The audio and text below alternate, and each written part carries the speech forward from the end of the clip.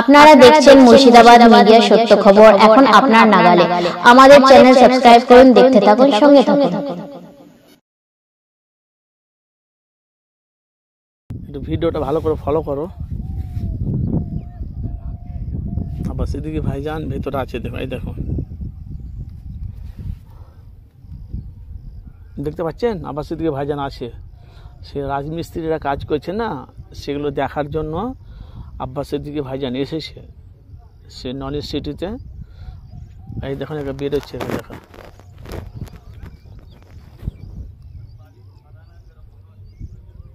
ভাইজান কথা বলছে, দেখেছ?